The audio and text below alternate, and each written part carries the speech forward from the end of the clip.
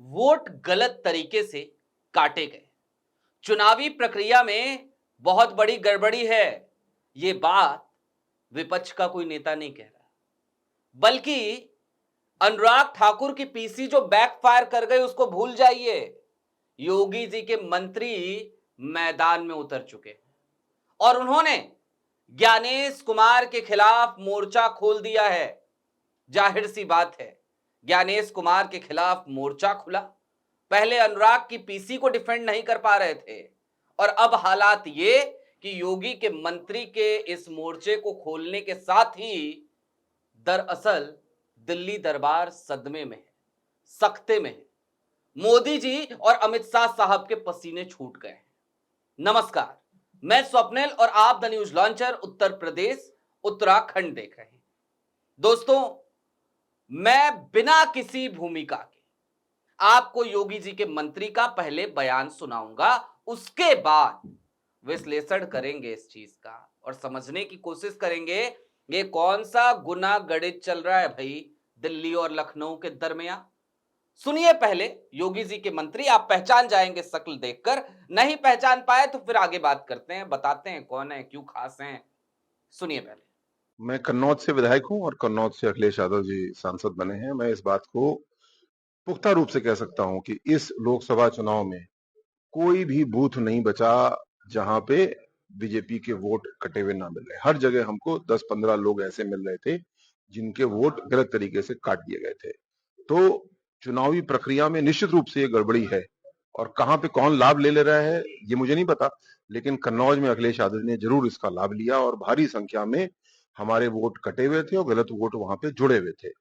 सुना आपने, ये योगी जी की कैबिनेट में शामिल असीम अरुण है। आईपीएस ऑफिसर रहे, फिर भारतीय जनता पार्टी ज्वाइन की, चुनाव लड़े, विधायक बने, मंत्री बने। असीम अरुण ने यूं तो उदाहरण दिया अखिलेश यादव की सीट का, कन्नौज का, लेकिन उदाहरण देते हुए उन्होंने बता दिया कि दरअसल भारतीय जनता पार्टी के वोट कटे थे। यह भी कहा गलत तरीके से वोट कटे थे और यह भी कहे कि चुनावी प्रक्रिया में यह गड़बड़ी है। अब विपक्ष तो लगातार हमलावर है कि भाई चुनावी प्रक्रिया ठीक तरीके से नहीं चल रही है, लेकिन हालात यह हैं कि भारतीय जनता पार्टी के सांसद पहले अनुराग ठाकुर आते हैं। वो जब आते हैं तो वो हंगामे काटते हैं। कैसे काटे उन्होंने हंगामे, तो प्रेस कॉन्फ्रेंस करी, 6 सीटों का ब्यौरा डेटा लेकर बैठ गए, बताने लगे वायनाड में 93,000 फर्जी वोटर, कन्नौज में इतने फर्जी वोटर, रायबरेली में इतने फर्जी वोटर, रॉबर्ट्सगंज में इतने फर्जी वोटर, हर जगह का बता दिया। 6 दिन में बता दिया, क्योंकि 7 अगस्त को राहुल गांधी की प्रेस कॉन्फ्रेंस हुई थी, 13 अगस्त को अनुराग ठाकुर आ गए थे। 6 दिन के अंदर डेटा आ गया था, डेटा का एनालिसिस हो गया था, हर जगह फर्जी वोटर्स का सबूत उनके पास आ गया था। लोगों ने पूछा कैसे आया भाई, आपको 7 फीट ऊंचा कागज मिला था क्या? और 7 फीट ऊंचा कागज तो तब था जब एक असेंबली सीट का था, केवल एक लोकसभा में एक असेंबली सीट। लेकिन जरा सोचिए कि अगर पूरी लोकसभा का एनालिसिस करना हो तो कितने फीट ऊंचे कागजों का ढेर होगा। तो यह तो संभव नहीं है कि अनुराग ठाकुर ने भूसे के ढेर में से जैसे सुई खोजा जाता है उस तरीके से मेहनत करी होगी, क्योंकि एक असेंबली पे 6 महीने लगे कांग्रेस को, 6 दिन में कैसे हो जाएगा भाई, कैसे हो जाएगा 6 दिन में?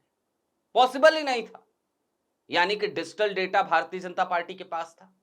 तो इससे ही पहला सबूत मिल गया कि मिली भगत है चुनाव आयोग और भारतीय जनता पार्टी के बीच में। उसके बाद क्या हुआ?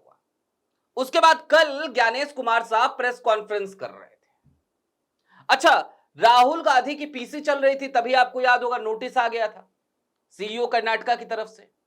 लेकिन अनुराग ठाकुर की पीसी हुए 13 अगस्त से आज 18 अगस्त हो गए, 5 दिन बीत गए। बीच में एक दिन स्वतंत्रता दिवस का था, उसको केवल हटा दीजिए, हटा दीजिए उस दिन को, हम अवकाश मान लेते हैं। चुनाव आयोग ने तो संडे को अगर प्रेस कॉन्फ्रेंस करी है तो हम ये मान के चलते हैं कि 24 घंटे वर्क मोड में है चुनाव आयोग। संडे को जब पीसी हो रही है, रविवार को किया ना उन्होंने प्रेस कॉन्फ्रेंस, तो 24 घंटे वर्क मोड में है, लेकिन स्वतंत्रता दिवस में उनके लिए हटा देता हूं। फिर भी 4 दिनों में अब तक अनुराग ठाकुर को कोई नोटिस नहीं भेजा है। उनकी प्रेस कॉन्फ्रेंस की क्लिप्स पर चुनाव आयोग के ट्विटर हैंडल, जो अब एक्स हो गया है एलन मस्क साहब का, उस पर कोई मिसलीडिंग का या फैक्ट चेक का ठप्पा नहीं लगा, मिसलीडिंग का कोई ठप्पा नहीं लगाया चुनाव आयोग ने। नहीं कहा अनुराग ठाकुर झूठ बोल रहे हैं, नहीं कहा शपथ पत्र दीजिए। तो अनुराग ठाकुर ने तो वैसे ही फंसा रखा है। कल प्रेस कॉन्फ्रेंस जब हो रही थी तब मुकेश कौशिक हैं दैनिक भास्कर के डेप्यूटी एडिटर, उन्होंने सवाल भी किया था, बताया था उन्होंने कि भैया राहुल गांधी ने किया, फिर अनुराग ठाकुर ने किया, देश की 2 सबसे बड़ी पार्टियां, उन्होंने आपके ऊपर आरोप लगा दिए, तो आप क्या करेंगे अब? ज्ञानेश कुमार उस सवाल को डॉज करते हुए नजर आए थे कल की तारीख में। लेकिन अब असीम अरुण का यह बयान, अब असीम अरुण का ये जो बयान है ये और ज्यादा खास हो जाता है। दिल्ली दरबार और लखनऊ दोनों के बीच में चल रही टसल, और उस टसल के दरमियान योगी जी का मंत्री अगर कोई वो सीधे तौर पर मोर्चा खोल दे चुनाव आयोग के खिलाफ, वो सीधे तौर पर चुनाव आयोग को आंखें दिखाए और सवाल पूछे और कहे कि चुनावी प्रक्रिया में गड़बड़ी है आपके, तो फिर इसे किस नजरिए से देखा जाए, किस तरीके से देखा जाए, किसके इशारे पे सब चल रहा है, ये गुना गणित कहां चल रहा है? समझदार को इशारा काफी। आप बेहतर समझ सकते हैं कि दरअसल ये एक जवाब है लखनऊ का दिल्ली को कि देखो हम भी कम नहीं हैं, हम भी कम नहीं हैं। अगर दिल्ली दरबार लखनऊ को आंखें दिखाएगा तो लखनऊ ऐसे काम जरूर करेगा जिससे दिल्ली दरबार की नींदें उड़ जाए। सियासी गलियारे में लोग यही कह रहे हैं कि असीम अरुण ने मौका देखा है और चौका लगा दिया है। आपकी क्या राय है वो आप हमें कमेंट बॉक्स में जरूर बताइएगा। अभी के लिए दीजिए इजाजत। ऐसे ही तमाम अपडेट्स, तमाम डेवलपमेंट्स के लिए जुड़े रहिए the news launcher Uttar Pradesh Uttarakhand के साथ। शुक्रिया।